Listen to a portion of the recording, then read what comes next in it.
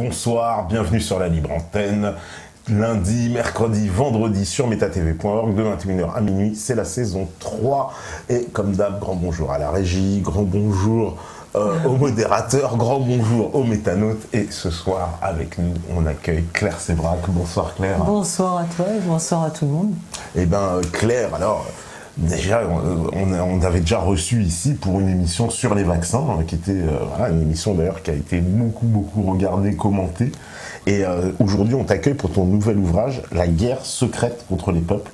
Alors, j'ai envie de dire, on est mais on a l'habitude dans l'émission ici d'aller, on va dire, en roue libre sur des pentes très glissantes et là on s'engage, j'ai envie de dire, sur effectivement, tu as traité un sujet qui est très important, en plus de façon globale, j'ai envie de dire, un peu, mais avec évidemment, on verra, mais une partie qui est beaucoup consacrée aux épandages aériens. Donc, je reprends l'expression de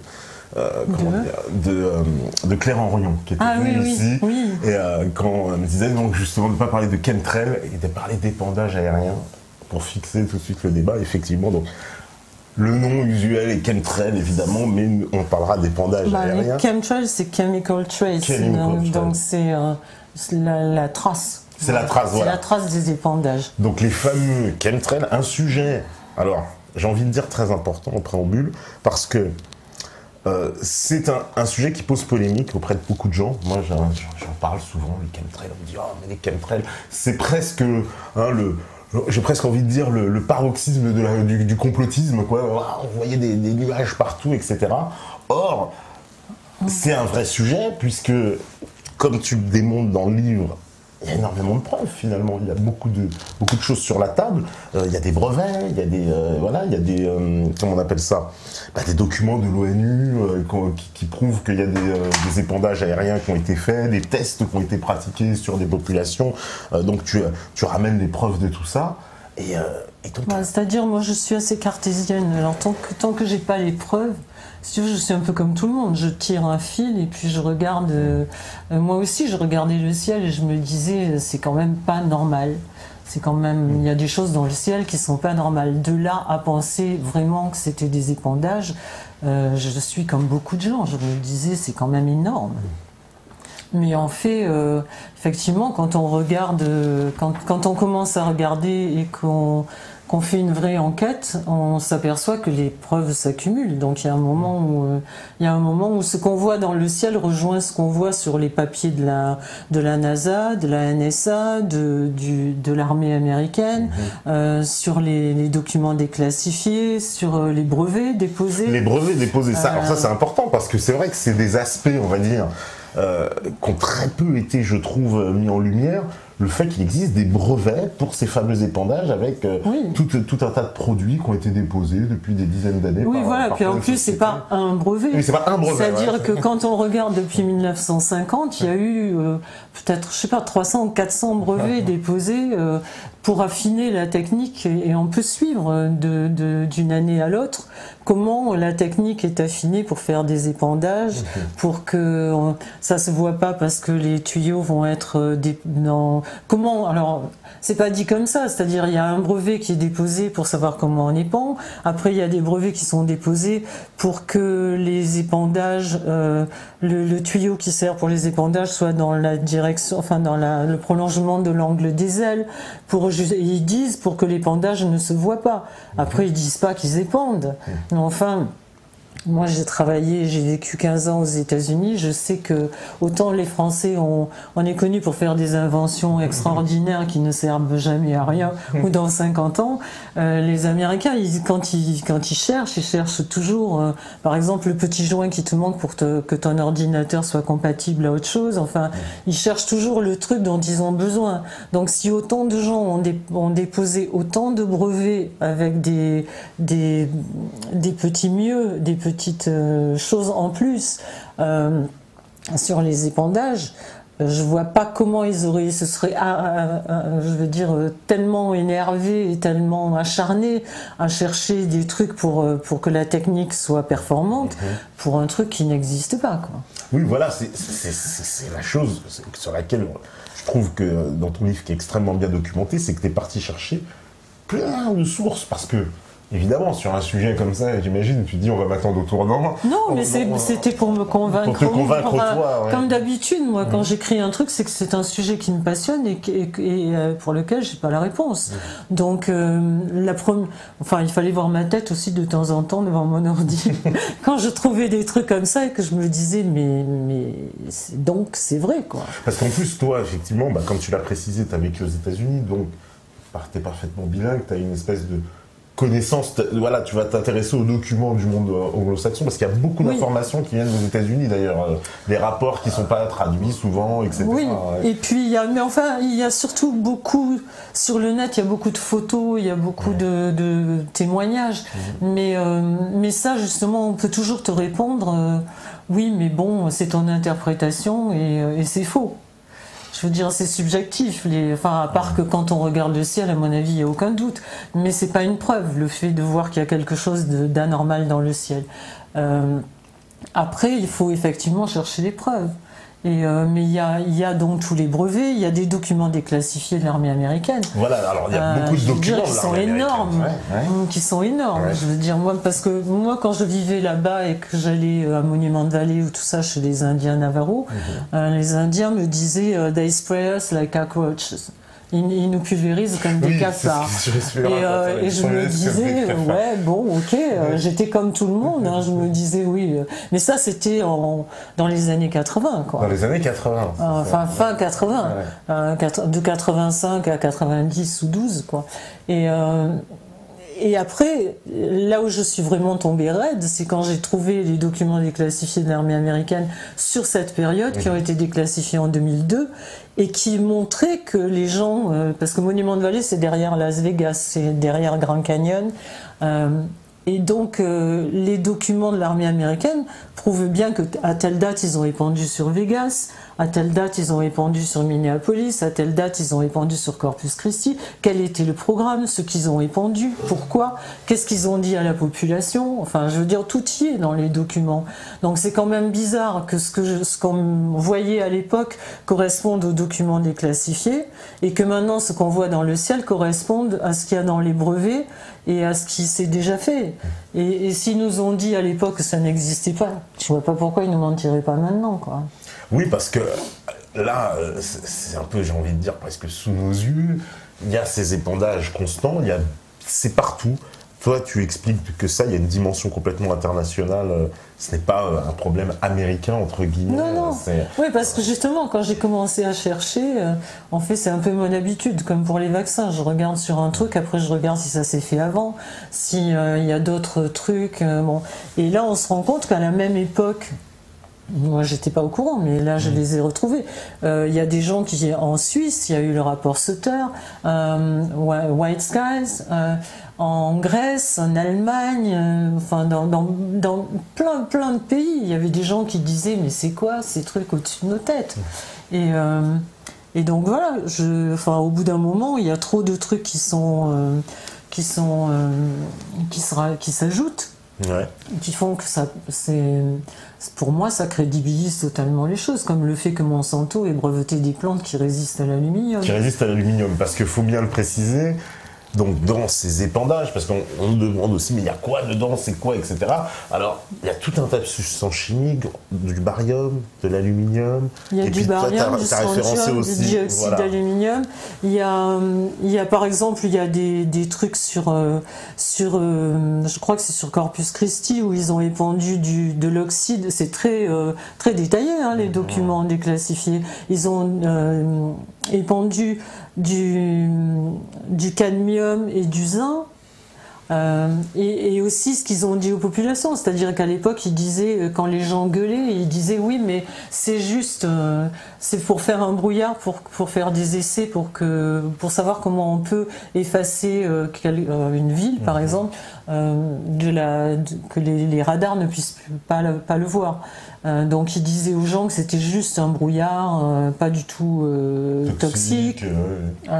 Et puis après, quand on regarde les documents, c'est du sulfure de cadmium, du sulfure de zinc.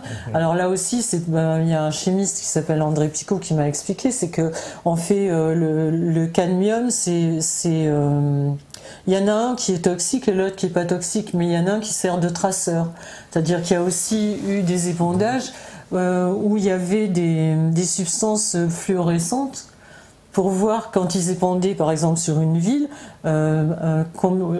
quelle est la distance sur laquelle le vent allait emporter les trucs. C'est pour ça qu'ils mettaient des traceurs à l'intérieur qui étaient fluo. Oui, parce qu'ils utilisent aussi, il faut le préciser, de la nanotechnologie. Alors oui, ça, il y a ça aussi. C'est inquiétant, ça, parce que j'ai l'impression que c'est en plus un domaine un peu secret, puisque c'est très récent finalement. Alors on sait qu'il y en a, mais c'est quoi l'objectif? C'est quoi? Parce que ces nanoparticules, apparemment, pénètrent le corps, elles vont s'installer dans le corps. Oui, alors ça, en fait, il y a le problème des épandages qui sont une chose. Alors les épandages, ils peuvent mettre ce qu'ils veulent, on n'en sait rien. On sait ce qu'ils ont mis, on ne sait pas ce qu'ils mettent chaque jour. Oui. Mais par exemple, en Australie, il y a eu une pulvérisation d'un vaccin. D'un vaccin, voilà. Au Brésil aussi, je crois, tu donnes un exemple, je ne sais plus dans quel pays, tu donnes beaucoup d'exemples et tu dis, on a pulvérisé, oui, voilà, pour un vaccin, pour une décontamination, apparemment ça se fait. Oui, et il y a aussi un truc qui est très bizarre. J'ai retrouvé un traité de l'armée américaine, un traité du gouvernement américain et du gouvernement canadien, qui date de 1975, où ils disent, conscient que l'article 1, c'est conscient que nous épandons des deux côtés, enfin, que nous épandons, mais que la frontière est pas dans le ciel et pas là où les humains l'ont mis en bas. En fait, c'est un traité pour dire il faudrait pas que ça fasse double emploi, parce que voilà, c'est donc là aussi je vois mal comment deux gouvernements aussi puissants que les États-Unis et le Canada feraient un traité sur un truc qui n'existe pas. C'est bien marqué, je veux dire, il y a des traités sur lesquels c'est marqué. Ce traité-là entre deux États, il y a un traité qui s'appelle ENMOD, E-N-M-O-D, pour les gens qui veulent aller voir. C'est un traité pour ne pas se servir des armes, des épandages et des armes chimiques sur les populations, sur les ennemis. Et en fait, quand on lit tout le traité, et c'est vrai que bon, moi j'ai la chance de parler anglais comme le français, quand on lit le traité en entier, il y a marqué à un endroit que, par contre, il est interdit formellement d'épandre sur ses ennemis. Mais on peut épandre sur les populations, sur ces populations, quand il s'agit de choses pacifiques, et aussi de faire des tests pour pouvoir savoir, des tests pour soi-disant pouvoir protéger la population après. C'est-à-dire qu'en clair, on prend une population lambda et on peut épandre un truc sur elle pour faire un test pour savoir quel est le pourcentage qui va être malade, etc. Et ça, ils disent que ce sont des essais pour protéger la population au cas où il y aurait un terroriste qui épandrait des trucs. Bon, c'était aussi au moment de la guerre froide, donc au cas où les Russes auraient attaqué, etc. Mais en fait, au cas où ils attaqueraient, dans 10 ans, 20 ans ou peut-être jamais, ils balancent sur les populations, mais ce sont des tests soi-disant à but pacifique. Ouais. Ça, c'est autorisé. Donc ils sont autorisés à faire les tests sur les populations, mais pas à s'en servir en temps. Et donc on le fait sur sa propre population, mais on le fait pas sur les ennemis. Et quand on regarde effectivement, qu'on trouve ça dans le traité ENMOD et qu'on regarde les documents déclassifiés de l'armée américaine, il y a effectivement un endroit où ils ont épandu des bactéries pour faire des essais pour la guerre du Golfe et pour savoir quel était le pourcentage de la population en dessous qui allait développer un cancer. C'est marqué dans les documents. Mais c'est ça qui c'est assez hallucinant. Moi, je dois dire que j'ai passé des nuits à halluciner total. Oui, parce que voilà, tu mets des notes de la CIA, donc tout ça, en fait, est sous nos yeux, en fait, pour qui cherche, qui veut démontrer, toutes les preuves sont là, quelque part, qu'il se passe bien quelque chose. C'est pour ça que quand les gens me disent oui, mais c'est du complotisme, machin. Oui. C'est sûr que. D'ailleurs, je pense que t'as trouvé la parade en appelant ça la guerre secrète contre les peuples. C'est-à-dire que, voilà, quelque part dans le traité de complot, tu dis, bon bah oui, mais les gens ils disent c'est un complot, et puis si c'était vrai, on le saurait, et puis ils considèrent que, souvent ils disent, moi j'y crois ou moi j'y crois pas. C'est pas une question de croyance. Moi, je crois pas ou je ne crois pas. Quand j'ai enquêté sur les vaccins, j'ai pas dit j'y crois ou j'y crois pas. Je veux dire, il y a des faits qui sont là, et après, une fois qu'on a vu les faits, là, on peut dire. À mon avis, quand on a vu les faits, c'est difficile de dire que ça n'existe pas. Mais c'est pas une question de croyance, c'est une question mathématique, c'est une question de logique. Ouais, d'accord. Parce que c'est comme les gens qui regardent le ciel quand il y a des épandages et qui voient des avions zébrer le ciel dans tous les sens et qui disent bah moi j'y crois pas, c'est normal, c'est de la vapeur d'eau. Non. Enfin, voilà, parce que c'est le grand argument évidemment des détracteurs de cette thèse justement des chemtrails qui disent mais les avions produisent de la vapeur d'eau. Or ça s'appelle les contrails, on va dire. Oui. Donc ce sont des traînées de condensation en fait, phénomène tout à fait naturel, j'ai envie de dire, hein. C'est la chaleur du réacteur qui fait un phénomène de condensation. Oui, avec la température, avec la différence de température. Mais c'est très précis, c'est-à-dire que les contrails, c'est-à-dire les traînées de condensation, ne se forment que à moins 40 degrés, que par 70% d'humidité, et les avions de ligne, depuis 2000, ne volent obligatoirement au-dessus, enfin à 8000 mètres d'altitude. Donc qu'est-ce que c'est? Qu'est-ce qu'on voit dans le ciel? Parce qu'à 8000 mètres, on les entend pas et on les voit pas, c'est pas possible. Non. Donc qu'est-ce que c'est que ces traînées qu'on voit de temps en temps? C'est même pas des traînées, je veux dire, on voit les avions, quand le ciel est bleu, souvent, on voit les avions arriver à un bout de l'horizon et commencer à quadriller comme ça. Et d'ailleurs, dans le... tu fais bien de préciser l'altitude parce que ces avions qui font des traînées souvent, on les voit physiquement, Absolument. Ce qui signifie bien qu'ils sont pas justement à la hauteur ils sont pas à 8 on les mètres, voit arriver, on les voit, et puis on les voit même, il y en a qu'on voit aller au bout de l'horizon et revenir. Ouais.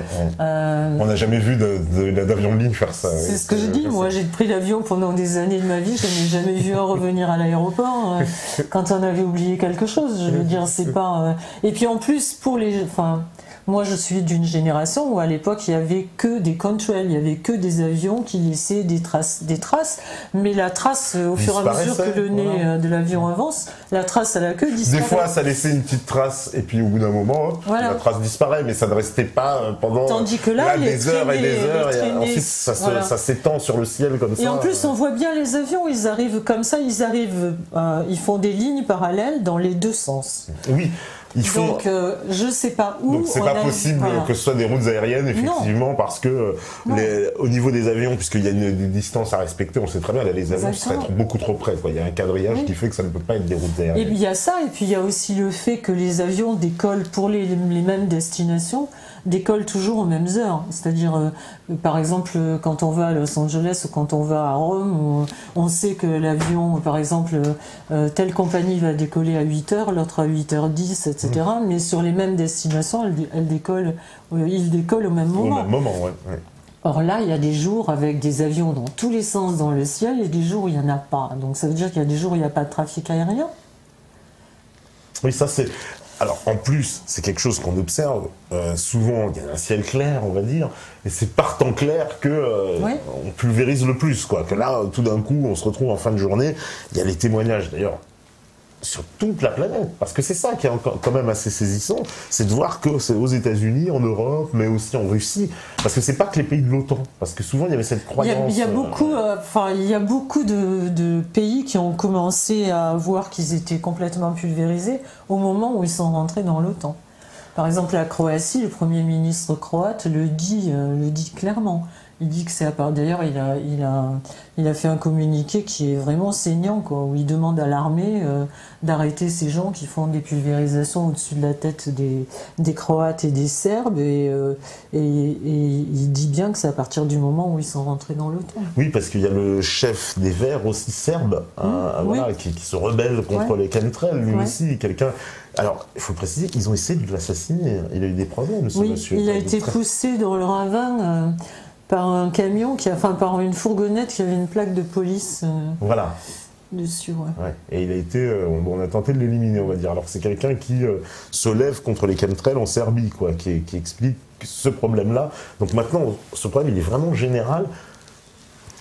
Comment aussi on peut expliquer comment tous ces gens-là s'organisent? Parce que toi, tu nous expliques qu'évidemment, forcément, les militaires sont dans le coup. C'est pas possible autrement.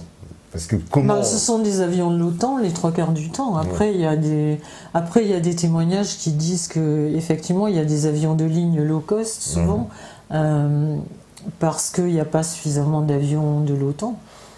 Mais en plus, évidemment que tout le monde est au courant dans les élites, parce que Qui pourrait autrement violer notre espace aérien comme ça, s'amuser au-dessus du ciel de Paris à faire des dessins si nos gouvernants n'étaient pas au courant?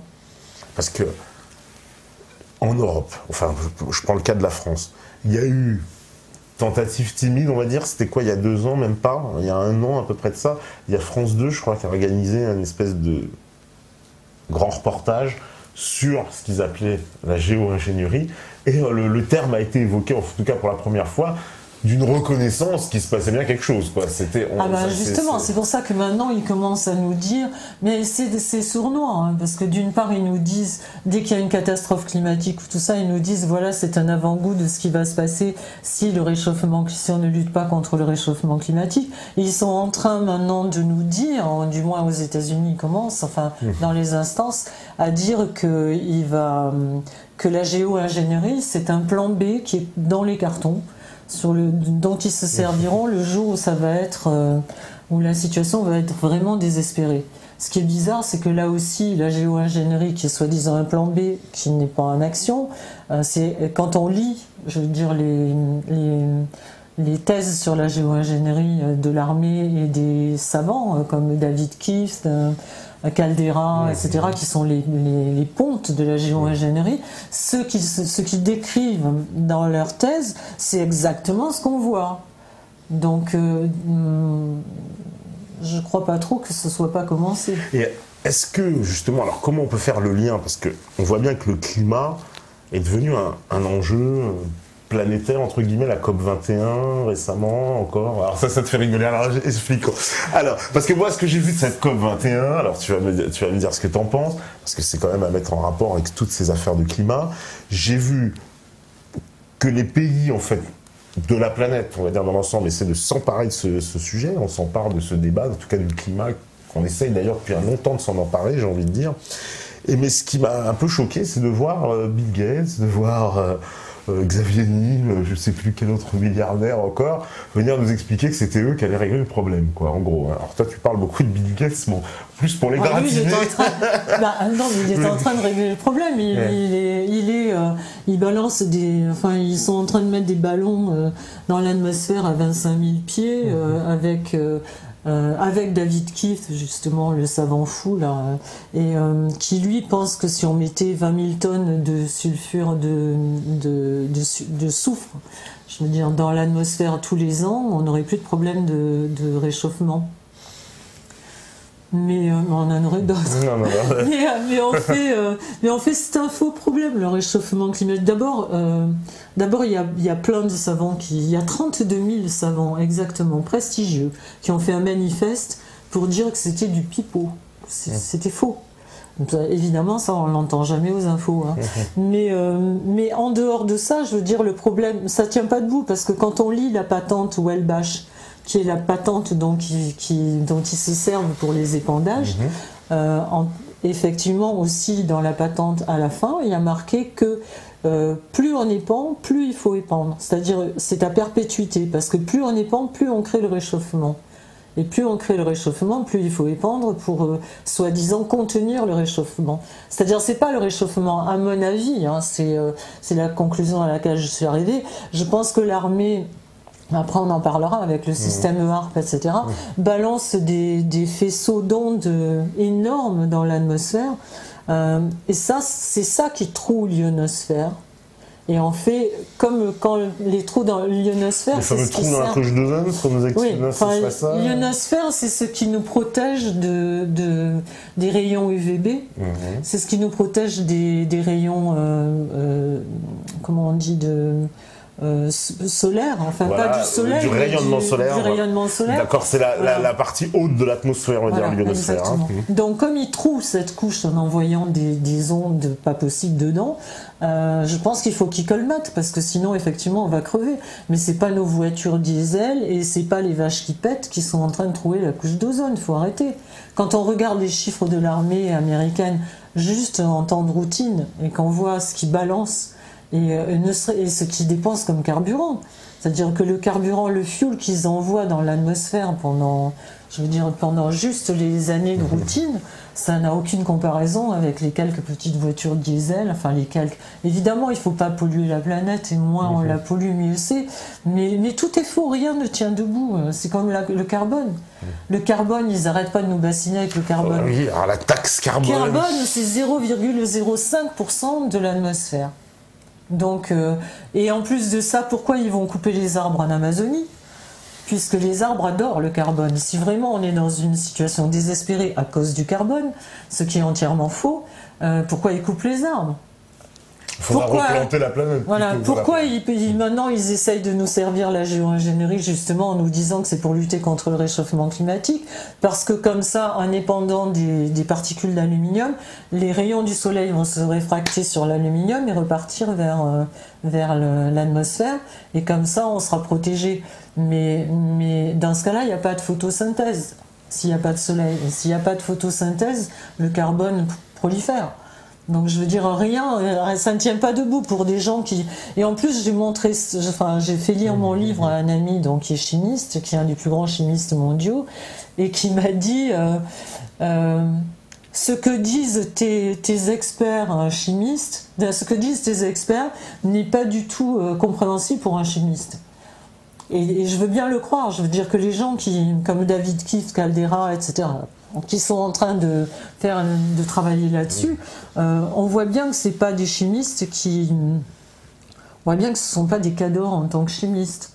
C'est probablement des gens qui sont facilement corruptibles et qui veulent bien entrer dans toutes les folies parce qu'il y a beaucoup d'argent à la clé, parce qu'ils sont tous plus ou moins financés justement par Bill Gates et par des gens comme ça. Qui, entre parenthèses, quand on regarde, n'ont pas peur, eux, d'avoir des actions dans les mines de charbon.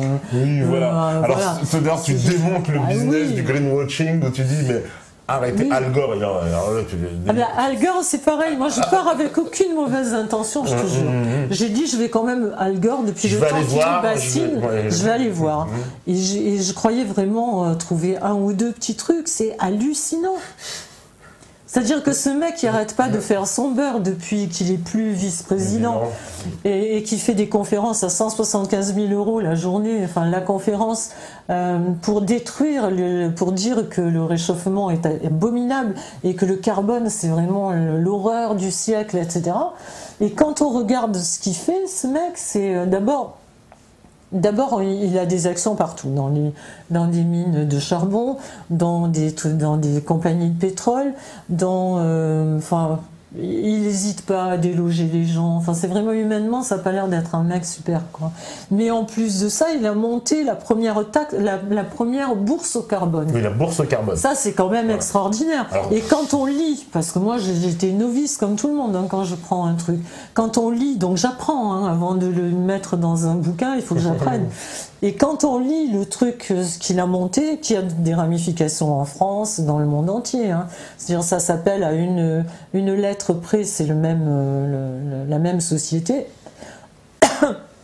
Et en fait, ils expliquent bien que, par exemple, chaque société aura un quota, pourra par exemple polluer pour 2000 tonnes ou 5000 tonnes, etc.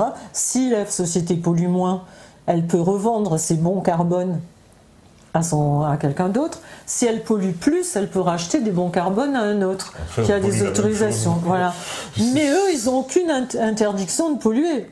C'est juste nous, les vaches, qu'il faut mettre un bouchon aux fesses pour pas qu'elles continuent de péter. Et nous, il faudra pas entrer dans Paris avec nos petites voitures. Mais eux, par contre, ils continuent à polluer de plus belle parce qu'ils s'échangent les bons. Mais les seuls qui peuvent acheter les bons, c'est ceux qui ont suffisamment de pognon pour acheter les bons.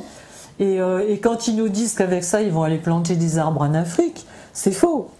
Parce qu'ils vont peut-être aller porter les OGM aux Africains, je veux dire, voilà. Et en plus, je suis tombée sur des documents qui ont été filmés en loose day parce que Bill Gates, Al Gore, il finance aussi beaucoup de start-up, de jeunes qui démarrent des sociétés, etc. Ouais.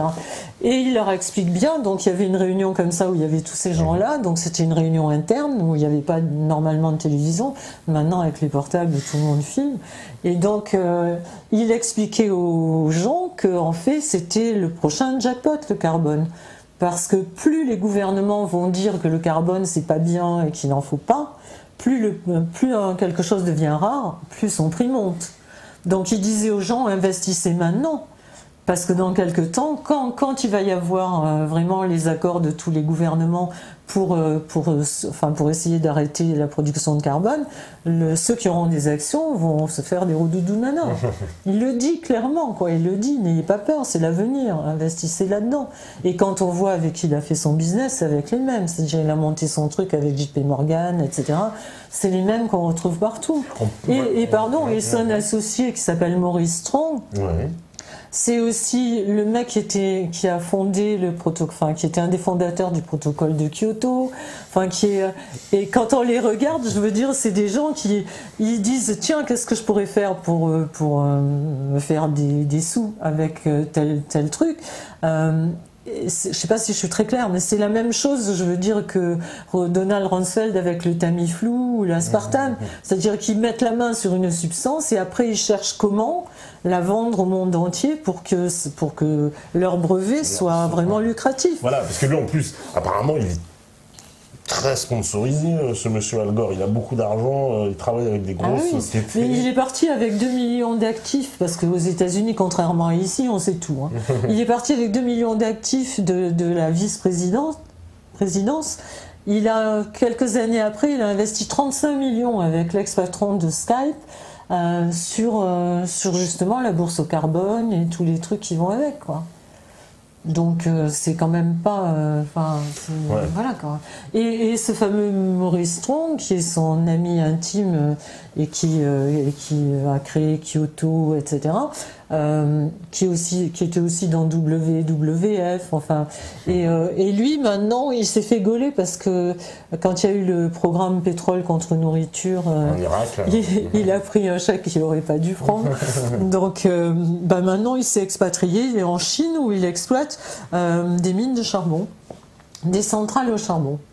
Donc tu vois comme la pollution l'ennuie. L'ennui, mais alors protocole de Kyoto, parce que pour rappeler aux gens, c'est pareil, c'est un accord sur le climat qui n'a jamais abouti. Alors voilà, c'est pour ça que je rigolais pour la COP21, parce que en fait, depuis le protocole de Kyoto, c'est-à-dire ça doit faire 25 ans ou un truc comme ça, tous les ans, on nous dit qu'on espère arriver à un accord. Exactement, c'est exactement ça. Et c'est pour ça que ça m'a fait beaucoup rire, la COP21, parce que c'était évident qu'ils n'allaient pas arriver à un accord.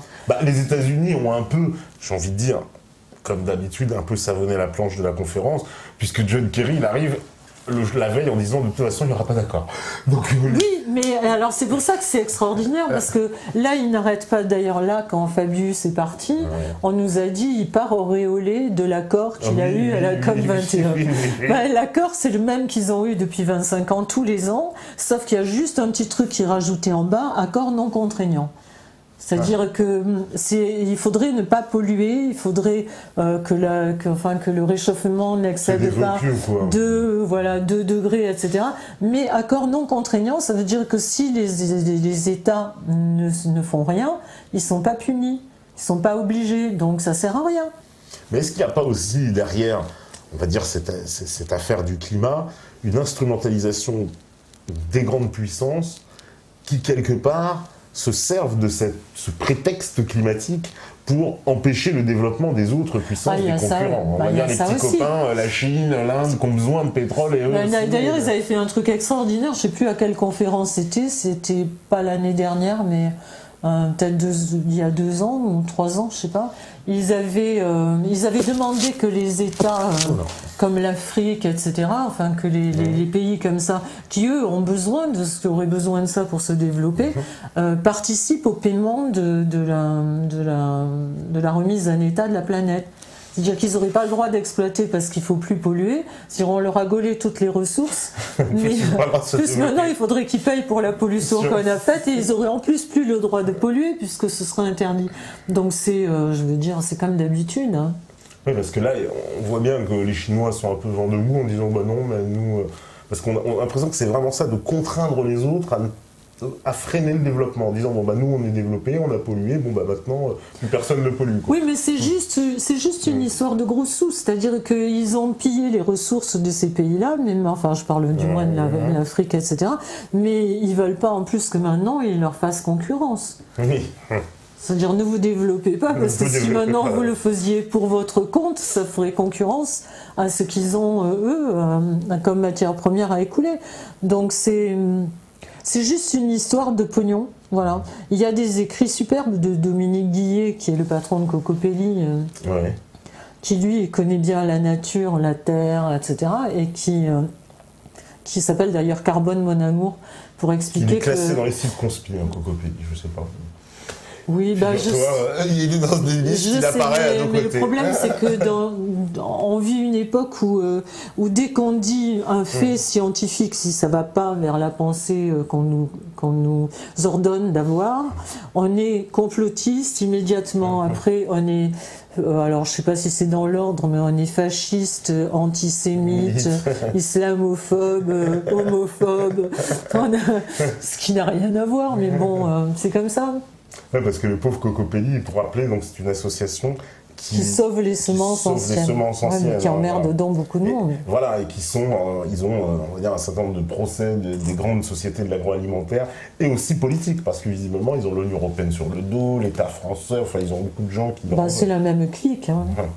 C'est la même clique. Mais là, Cocopelli, ils vont encore les avoir sur le dos, parce que le grand. Alors il y a deux jackpots là, c'est le carbone, évidemment, avec la bourse au carbone. Et l'autre jackpot, c'est toutes les semences qui, soi-disant... Alors, dans les brevets de Monsanto, il y a marqué « résistante à l'aluminium ». C'est vraiment marqué. Parce que je l'ai, le brevet, je les ai lus. Je les ai vus, quoi. Mais il y a aussi... il y a trois... Enfin, en fait, il y a Monsanto, il y a Syngenta, Bayer, bon, ce qu'on connaît, hein, les grands chimistes semenciers. Et il y a aussi une compagnie qui est basée en Israël. Et en fait, ils ont déposé des milliers et des milliers de patentes pour des semences qui résistent aux conditions climatiques. Déjà, c'est extraordinaire parce qu'il faudrait savoir ce que ça va être, les conditions climatiques. Parce que je ne crois pas qu'un réchauffement de 0,5 degré fasse crever les poireaux. Sinon, ça se saurait, quoi. Donc voilà, mais c'est juste le prochain jackpot, c'est-à-dire que indépendant de l'aluminium, les trois quarts des jardins potagers qui sont pas couverts et qu'on va pas arroser avec de l'eau pure, ça va crever. Donc ces gens-là vont avoir la main mise sur notre indépendance alimentaire. C'est-à-dire qu'ils vont pouvoir, de la même façon que Monsanto avait vendu les semences hybrides qui contenaient le Roundup, et donc qui faisait que les semences, tout ce qui était autour était détruit, que la seule plante qui poussait, c'était celle qui contenait le pesticide. Et on voit bien ce que ça a fait, hein, puisque maintenant les terres sont complètement appauvries, enfin je veux dire... L'état de la planète est vraiment catastrophique.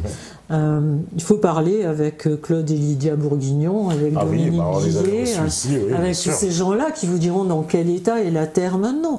Et donc ils savent très bien que s'ils continuent à polluer la Terre comme ils le font, il n'y aura plus d'insectes comme les abeilles pour polliniser. La Terre est dans un état lamentable, il n'y a plus rien qui pousse. Et en plus, ils balancent de l'aluminium sur nous. Donc c'est sûr que les seules semences qui vont pousser vont être les semences résistantes à l'aluminium. Mais il y a une espèce de j'ai presque envie de dire, de folie meurtrière, puisque ces gens qui balancent, on va dire, ces épandages, eux-mêmes, ça leur retombe dessus. Enfin, non. Mais ça, c'est la question que tout le monde dit. Mais... Ah, bah oui, c'est une question. Mais bien sûr. Les mecs aussi se balancent. Mais bien sûr, je veux dire, mais sauf qu'il faut comprendre une chose, c'est que ces gens-là ne sont pas comme nous, ils sont pas dans l'optique de sauver la planète, et ils sont pas dans l'optique de se protéger d'un truc qu'ils pensent être bien. C'est-à-dire que l'appât du gain, c'est comme si tu dis à un pédophile, c'est pas bien d'aller violer les enfants. Entre le fait qu'il l'entende bien que c'est pas bien et qu'il n'a pas envie de le faire, et la pulsion de le faire, il va quand même le faire. Et ces gens-là sont des gens qui sont qui ne voient que le fric, et il faut bien le dire aussi, il y a quand même un côté un peu le fait qu'ils se prennent pour Dieu. Ils considèrent que la création c'est de la merde et que ils pensent pas que ce soit une mauvaise chose pour la planète. Tu comprends? C'est ça le problème. Eux, ils pensent que s'ils polluent avec telle substance, de toute façon, ils vont pas lier ça avec une autre substance chimique. Pas grave pour eux. Hein. Il y a des écrits, je veux dire, du vice-président de Monsanto, etc., qui dit ben c'est pas grave. Où est le problème? On inventera autre chose. Mais quelque part, je pense que c'est des gens qui sont, il faut le dire, quoi, à un moment donné, qui sont sataniques, quoi, qui pensent que la création telle qu'elle est, c'est rien du tout, et qui pensent que eux vont. D'ailleurs, enfin, je veux dire, il y a un mec qui s'appelle Kurzweil aussi, qui est le pape du transhumanisme, Le transhumanisme, bien sûr. et qui dit. Il y a un journaliste qui lui dit est-ce que Dieu existe? Il dit pas encore. Voilà, il pense que quand il pense que quand l'homme va fusionner avec la machine complètement, et évidemment c'est pas eux qui ont l'intention de l'appliquer, hein, mais dans une certaine mesure, si, ils pensent en étant connecté à un ordinateur, et si l'ordinateur peut télécharger le cerveau et inversement, ils pensent que s'ils ont par exemple le foie malade, ils vont donner l'ordre à l'ordinateur de réparer le foie et que l'ordinateur sera capable de le faire. Donc à plus ou moins longue échéance, ils pensent qu'ils vont devenir peut-être pas immortels, mais c'est le vieux rêve qui revient, de dire qu'ils vont peut-être vivre 200, 300, 400 ans. Ah oui, parce mais ils le ouais, croient vraiment, c'est-à-dire faut aller voir la tête, faut aller voir les vidéos de ces gens-là et comment ils parlent. C'est-à-dire qu'ils sont complètement possédés par leur truc et ils pensent que l'avenir c'est ça. Et puis il y a beaucoup d'argent à la clé aussi, hein, je veux dire, c'est des gens qui touchent de partout. Parce que le grand problème de cette, on va dire, d'aller vers ce transhumanisme, presque inévitablement, c'est qu'au bout, il y aura quoi? Un contrôle des naissances? C'est ça le but recherché? C'est-à-dire un contrôle total des naissances? Parce qu'une fois qu'on va mettre on voit bien où on est là, on voit bien où on en est. D'un côté, c'est pour ça que moi j'essaye toujours de faire des livres où il y a une analyse et plein de, enfin je veux dire toutes les preuves accumulées, mais après quand on les met, le problème de notre société c'est que on apprend un truc un jour, un autre truc le lendemain et qu'on fait jamais le rapprochement entre tout ça. Et en fait quand on regarde ce qui se passe, quand on met tout bout à bout, c'est peut-être le plus dur, mais c'est ce qui est vraiment révélateur. On se rend compte que d'un côté les pesticides, les ondes, etc. rendent les gens complètement stériles. C'est-à-dire maintenant les chiffres de la stérilité sont le nombre de gens autour de vous qui disent mes enfants voudraient bien avoir un enfant, ça fait 3 ans qu'ils essayent, ils n'y arrivent pas. On n'entendait pas ça avant. Je veux dire, donc d'un côté les gens deviennent stériles, de l'autre on leur balance des trucs sur la tronche, nous balance des trucs sur la tronche qui sont pas plus les ondes, plus toute la pollution qu'on subit, alimentaire, santé, etc. Et donc, ça va éradiquer beaucoup de monde, on le voit bien. Tout le monde a des gens autour de soi qui ont des maladies chroniques. Là aussi, c'est une hypocrisie sans nom quand on nous dit mais le problème de la sécurité sociale et tout, qu'ils arrêtent de nous rendre malades avec des maladies qui durent 10 ans, 20 ans, 5 ans, et peut-être que le trou de la sécu sera moins grand. Hein. Mais voilà, on prend jamais le problème au départ, quoi. Et donc, d'un côté, ils rendent les gens stériles, d'un autre, ils en rendent beaucoup malades, ils en éradiquent une grande partie. Et où va l'argent de la recherche quand on regarde? Il va où? Il va au transhumanisme, il va aux nanotechnologies, il va à la microbiologie, il va à la manipulation génétique. Et c'est-à-dire que quand on voit d'un côté les gens seront stériles, et de l'autre, on fait des recherches sur l'utérus artificiel, sur la manipulation génétique, sur les nouveaux spermatozoïdes là, trouvés par Bill Gates. Donc il y a quand même une volonté d'éradiquer l'être humain tel qu'il est, la création telle qu'elle est, et de créer un monde où ils seront aux commandes et où ils pourront fabriquer les esclaves qui leur vont, quoi. Parce que, il faut bien le préciser, une nouvelle qui va dans ce sens-là, c'est que récemment, enfin c'est l'INSEE, ou je ne sais plus quel organisme, qui a indiqué que l'espérance de vie avait baissé en France. Ah oui, mais ça fait longtemps, moi, Sylvie Simon me l'avait dit. Ouais. Bah, ça vient de quand je l'ai connue.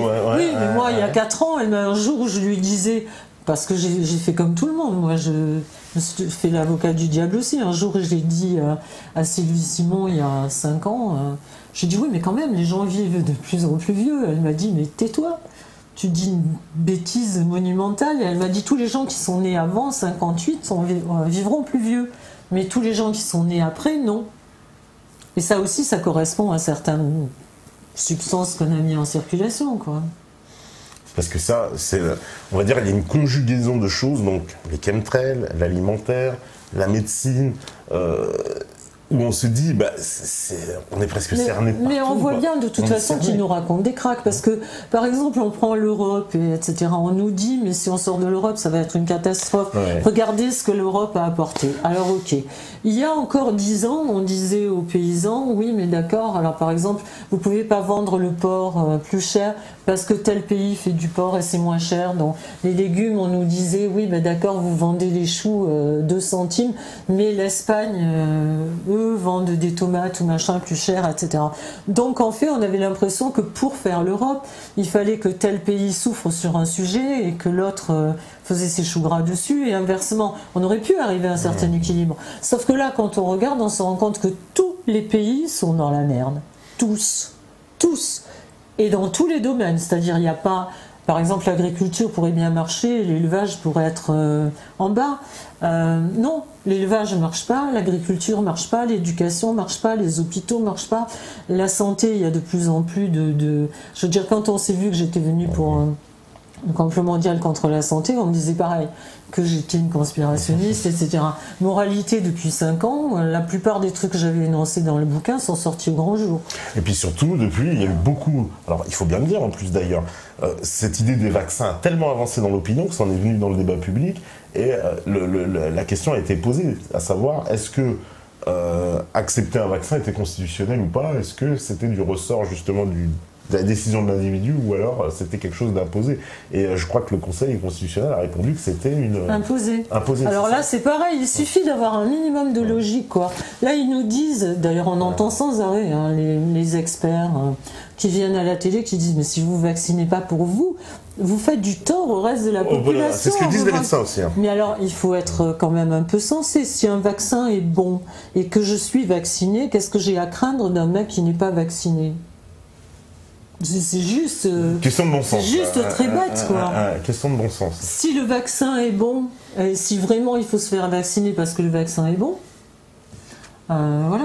Donc ça change rien si l'autre... Le jour, pareil, où Sylvie Simon m'a dit, mais le tétanos, parce que moi, j'ai toujours été vaccinée contre le tétanos, parce que j'avais des chevaux et des animaux tout le temps, et je lui ai dit pareil, comme les gens viennent me le dire maintenant. Oui, mais quand même, le tétanos... Le jour où Sylvie m'a dit, mais le tétanos, la maladie n'est pas immunisante. On peut avoir le tétanos plusieurs fois. Donc si la maladie n'est pas immunisante, à quoi ça sert? Ça sert à rien. Voilà, comme moi c'est juste, j'en veux à personne. Si on peut me donner... Il y a autre chose qui m'énerve énormément, c'est qu'il y a toujours des grands pontes qui viennent dire des choses extraordinaires, et d'un autre côté des gens comme nous qui dénonçons des choses parce qu'on a des preuves écrites. Voilà, ou filmées, etc. Et jamais, jamais, jamais, ils ne veulent venir en face de nous. Jamais. Je parle pas que de moi, n'importe quelle personne qui est dans la dissidence, parce qu'on nous met dans la dissidence, c'est pas parce qu'on veut y être, c'est parce que les autres veulent pas nous voir. Mais même quand il y a eu une émission sur le garde asile où ils ont appelé les petites victimes du garde asile, elles m'ont appelé affolée. 2 jours avant l'émission, on leur a dit, vous serez pas sur le plateau, vous serez dans une pièce à côté. Parce que s'ils sont dans une pièce à côté, après on peut faire le montage qu'on veut, ou si elles disent quelque chose, on peut leur dire mais non madame, vous êtes une menteuse, etc. Et après c'est monté ou c'est coupé. Donc voilà, pourquoi ces gens-là, si vraiment ils sont sûrs d'eux, pourquoi on pourrait s'asseoir autour d'une table et échanger voilà mes preuves, donne-moi les tiennes et on va voir si vraiment tu as une preuve. Leur seule preuve, c'est la Bible, voilà. C'est écrit dans la Haute Autorité de Santé où l'OMS a dit. C'est pas une preuve, ça. Oui.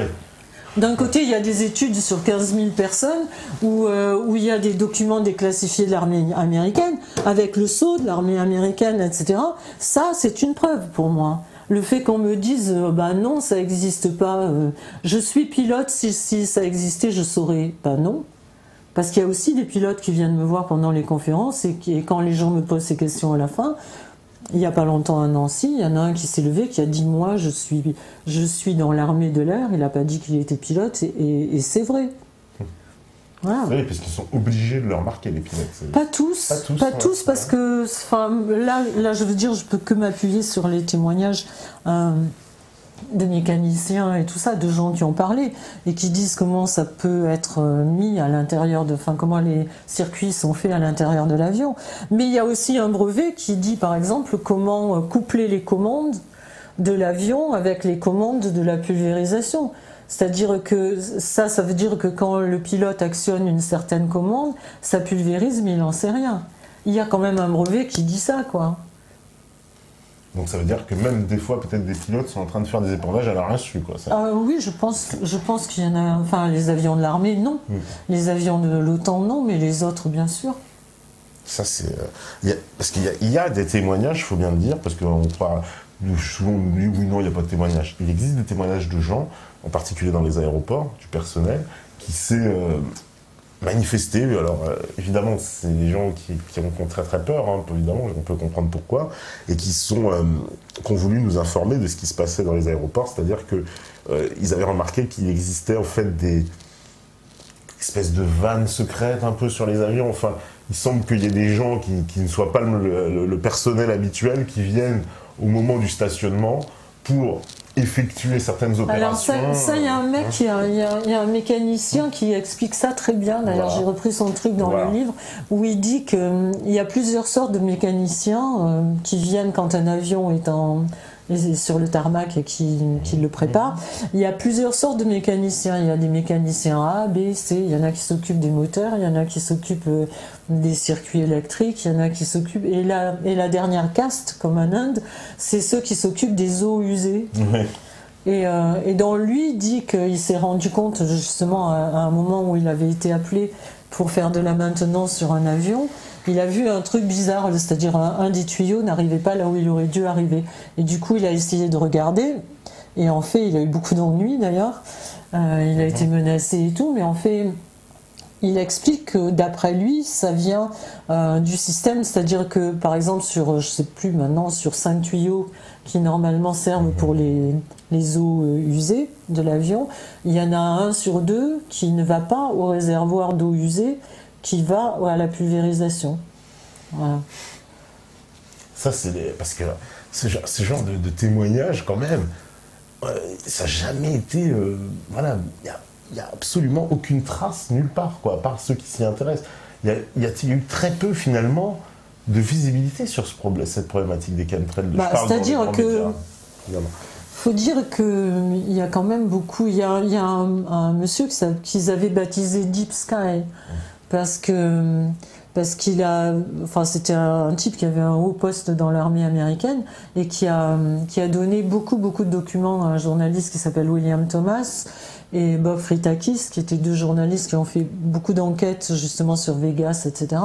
Et il a fourni beaucoup de photos, beaucoup de renseignements sur les trucs à l'intérieur des systèmes d'épandage, etc. Et puis il est mort, quoi. Il s'est suicidé bêtement dans son garage. Et voilà, il y a eu Ted Gunderson, qui était le patron de FBI à Los Angeles, qui est le monsieur qui était en charge de l'enquête sur la mort de Kennedy, la mort de Marilyn Monroe, et qui a passé toute ça. Là, il était à la retraite et ça fait 10 ans qu'il enquêtait sur les réseaux de pédocriminalité, etc. Et qui avait fait un truc pareil. Lui aussi, il a dit, je sais d'où viennent les avions, ils partent de tel aéroport, etc. Ce sont des avions militaires KC-135, etc. Et lui aussi, il est mort, quoi. Donc, Ils meurent tous un peu bizarrement à chaque fois. Cette affaire des chemtrails. Alors, juste un petit mot, en France, il y a des associations qui sont emparées du sujet. Il y a la CEPICA. ouais, il y a Ciel Voilé, il y a la CEPICA, il y a Actu Chemtrails. Ouais. Donc Ouais. c'est quelque chose qui est en train de... C'est-à-dire quand même, il y a une prise de conscience qui est en train de se faire un peu sur cette problématique. Bah, alors là, par exemple, je suis allée faire des conférences à Avignon et à Nice. Et comme tout marche bien en France en ce moment, quand on m'a amené à la gare d'Avignon pour aller à Nice, le train était parti. Mais en fait, on est arrivé à 10h01 et le train devait partir à 10h14. Et donc on a dit, mais pourquoi le train c'est juste une aparté, ça pourrait. Ouais. Et on nous a dit, ah, mais il est parti. Alors, on dit, oui, mais pourquoi? Ah bon, on a changé les horaires, donc le train est parti à 10h. Voilà, et donc la personne qui organisait la conférence a été obligée de m'amener en voiture d'Avignon à Nice. Et quand je suis arrivée à Nice, j'ai vraiment eu aucun problème à dire aux gens que les chemtrails étaient vrais, parce que tout ce qui était venu en voiture ou en train, c'était hallucinant. Le ciel entre Avignon et Nice était zébré, mais de partout, quoi. Il y avait des trucs extraordinaires, comme les franges qu'il y avait sous les vieux canapés. Là. Ouais. Il y avait des trucs comme ça dans le ciel, il y avait des trucs incroyables. Ça s'amuse beaucoup, donc avec en plus l'effort. Et quand je suis allée à Nancy, il y a un monsieur qui m'a amené un bocal. Pareil, le matin, il avait promené son chien 2 jours avant. Et il a sorti son chien le matin et toute la campagne était recouverte de fils blancs. Oui, de filaments. Alors ça, c'est des choses aussi qu'on a retrouvées souvent, qui sont à mettre en rapport avec les chemtrails. Des matières qu'on retrouve comme ça, qui sont des espèces de polymères, tu nous dis, qui sont des... Oui, bah en fait, il y a des chercheurs dont une femme qui s'appelle Staninger, qui est professeur, hein, qui est entouré de plein d'autres chercheurs, et qui ont ils ont essayé de comparer ces filaments, d'ailleurs, les filaments qui sont des résidus de chemtrails et ceux qui sont dans les gens qui développent la maladie des morts-gelons. Ouais. Et ils ont comparé ces fils à la base de données du FBI, aux 900 fibres qui sont dans la base de données du FBI, et il n'y en a aucune qui correspond à ça. C'est-à-dire, c'est soi-disant, enfin c'est un mélange de cellulose, de polymères, de nanoparticules, on ne sait pas trop, quoi. Parce que ça, c'est pareil, cette maladie du morgelon, donc c'est des gens sur qui il apparaît des espèces de fils qui sortent. C'est des plaies. C'est des plaies vraiment dégueulasses, et au milieu des plaies, il y a des fils qui sortent et qui poussent. Alors là, c'est pareil, c'est comme les gens qui ont des effets secondaires des vaccins, on leur dit, moi, c'est des gens qui ont la paranoïa, une certaine paranoïa, qui pensent qu'ils sont envahis par des vers ou des bêtes, et qu'il faut mettre directement dans des instituts pour les maladies mentales. Mais en fait, non, je veux dire, il y a vraiment des gens qui ont des fibres qui poussent, quoi. Ouais.